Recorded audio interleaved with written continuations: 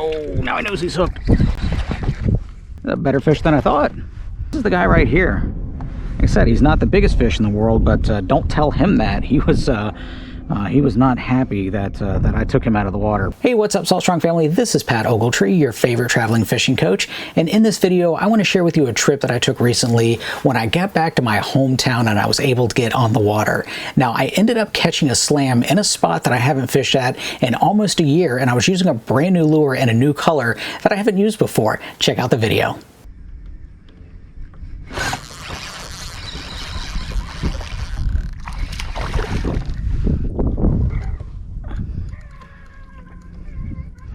There we go. Nice little snooky dookie.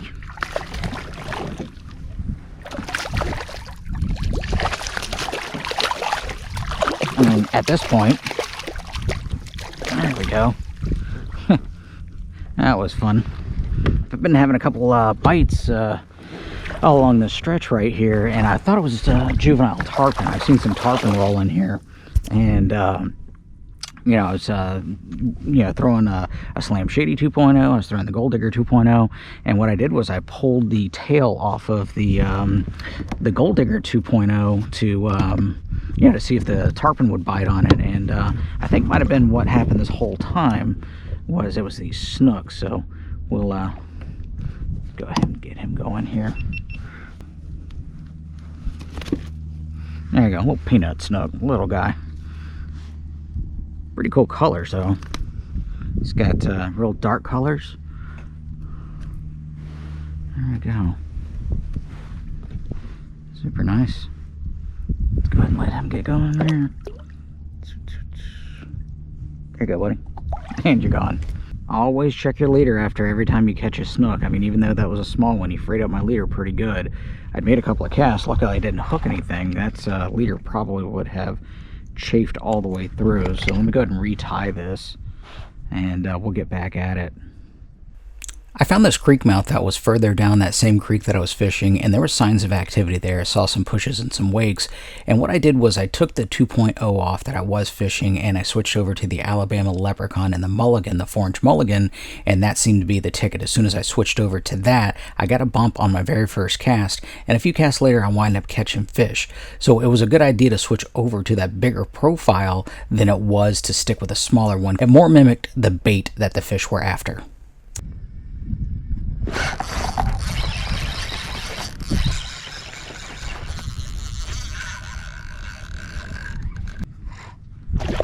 Nice red. Out here throwing this Alabama, the Alabama Leprechaun and the Mulligan, and honestly, this is the first time I've used this. And 2 throws, I got 2 bites. One with redfish that I lost, and this one right here. I think this color is pretty good for this tannic water. I mean, usually I like using a Fred, but these guys here, they don't seem to mind that Alabama Leprechaun. And also, I got a little sneak preview on this. This is a new rod that we've got in the shop. This is the Cashin Element Inshore, and now this one's a little bit heavy for what I'm doing. This is the medium heavy action, but I'm actually pretty impressed with how well this rod will throw a even a 2.0 on an 8 ounce for a medium heavy. It's pretty good. But more on that to come. Just to let you guys know, that's kind of one of the new rods that we're gonna have in the shop. That is it's gonna be really cool. It's gonna be definitely a nice little alternative to the stuff that we have. Okay, so here we go. Let's wet our hands here real quick, and I'm gonna go and pull him in. I know. I'll let you get going. There we go. The Alabama Leprechaun and the Mulligan. Pretty fish. Got 3 little, looks like a cat print tail on that side and 2 on that side. Very cool fish. Got that pretty blue tail. Go ahead and get that Mulligan out of his mouth here. Fought a lot bigger than than he thinks he is. I mean, that was I thought he was much bigger. This is pretty much a bottom slot red, but very pretty. Let's go ahead and let him get going here.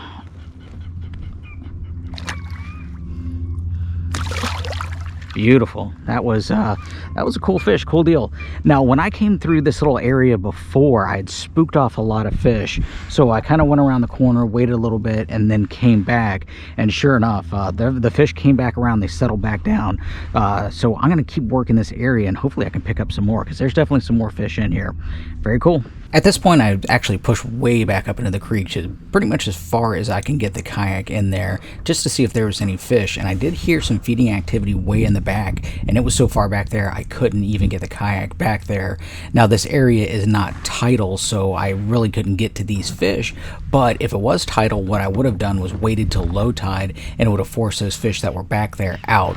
But at this point in the situation that I was in, I really couldn't do anything about it, so I wound up turning around, and as soon as I got back to the creek mouth, sure enough, the fish were there, and I wound up catching a couple more.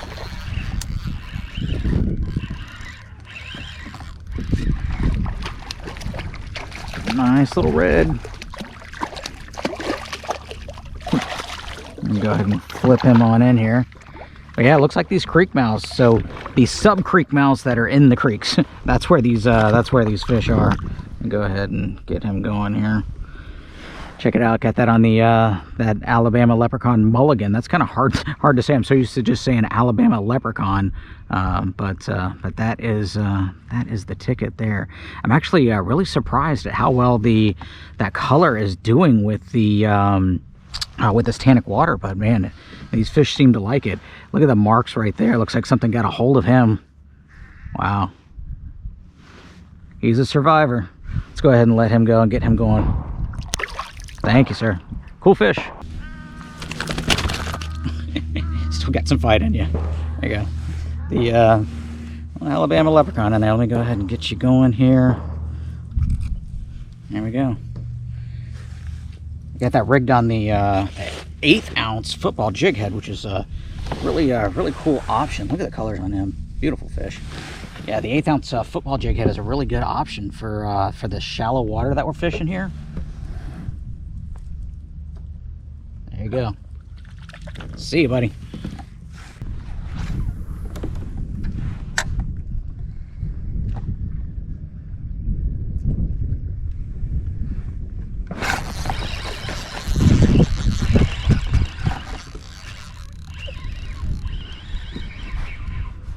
Ah! Oh, now he knows he's hooked. A better fish than I thought. Nice red. Yeah, there were some reds in here earlier this morning, probably these same ones up in this cove with all this mullet in here. But the problem was I could not get them to bite. I kept spooking them off. And I just think that early morning bite might be done. I think we might have to be, you know, we can actually sleep in now, because these fish did not turn on at all today until about 10 o'clock. And it's warm. It's an 80-degree day, but too fast there. It's an 80-degree day, but these fish just they weren't active first thing this morning. This water is not cold, but it's almost like their internal calendar is telling them, hey, it's wintertime, so this is the way we're gonna be. But I've definitely found them on a winter pattern today. Let me see if I can get him in the net. Oops. Nope. This is what happens when you have short arms and a long fishing pole. Let's go ahead and leave him in there. I'm gonna get this set up here real quick. Okay, let's go ahead and wet our hands here real quick and pull him on a board. You know, he fought really hard. That's one cool thing about you know, these fall time fish, in winter I should say, when these fish you know, are in this cooler water, they just fight above their weight class. But this is the guy right here. Like I said, he's not the biggest fish in the world, but don't tell him that. He was not happy that that I took him out of the water. But let's get him back going here, and there we go. Got me a little wet there. Very cool. But yeah, like I said this morning, you know, I fished, or like I said, you know, this morning I had fished this cove, and I saw these redfish in here milling around with these big giant hog leg mullet. I mean, big mullet, but I just could not buy a bite. They were not active. And you know, I came around the corner, and within a couple of casts, I was able to hook up on one. So I'm going to keep pushing back. This is a really small cove. It's not very far. It's maybe only about 2 cast lengths deep, but there's a creek that runs back there. I'm going to sneak back in there. And another thing, right before that redfish hit, I actually had a snook blow up at my lure as I'm pulling it out of the water. So, you know, it's just, you know, I'm thinking that this this winter bite is what, or this winter pattern, I think, are kind of set in. But I'm going to keep experimenting with that in the next couple of days and see if that holds true. But maybe there's fish in both. Maybe we've got fish that are just solidly in their winter patterns, and we still have some that are in their fall patterns. And it's one of those situations where you can choose which one that you want to fish. You know, if you like fishing winter patterns, then go up in the creeks. If you like fishing these other patterns, you know, the fall patterns, you can fish the creek mouths. But, you know, now that I'm thinking about it, you know, I fished the major creek mouth here, and there really wasn't anything there. Where the fish were in these little feeder creeks that are in the main creek. That's where I've been finding all of these fish. So yeah, I think these fish are starting to move back in. But anyway, let me get back at this and see if I can get us another one. I'm so upset with myself. I only brought 2 of the Alabama leprechaun mulligans, and I pretty much got those tore up. This last fish, I just, you know, swing and a miss, he grabbed it, and I pulled the whole lure out of his mouth without hooking him. So I guess right now I've got my only really other option for this water is going to be the Fred, and we're going to still throw that mulligan, but let's see if we can find us some more fish. Man, that was upsetting. Oh well, we'll see what we can make happen.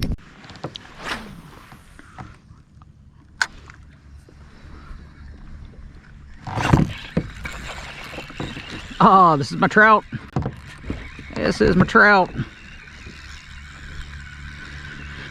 Trout for the slam. Come on, buddy. Let's get on in and make it official. Yes, sir. He ain't a monster, but he counts. I go ahead and wet my hands here real quick, and we'll go ahead and take a look at him. Pretty cool. Got him on the Fred mulligan. I could not get that Fred mulligan, or excuse me, the last Alabama leprechaun mulligan to stay on the hook. I tried as much as I could, and it just didn't work. Oh, we got a dolphin coming in the area.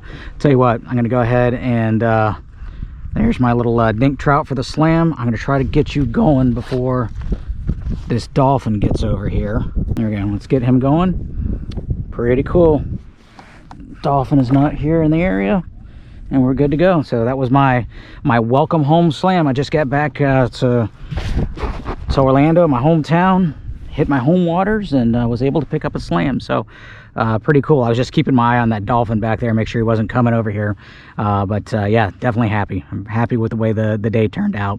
Definitely not an early morning bite, I can tell you that. It took till honestly about 10 o'clock for that bite to turn on, but it finally did. And everything is kind of waking up here. I'm seeing birds move around. We got the dolphins feeding back there. So next couple of days, next couple of times I come out here, I'll come out here in the morning again, and then I'll just, if it is the same thing, where the bite isn't going to happen till later on, I'm going to sleep in. I mean, why lose sleep over it?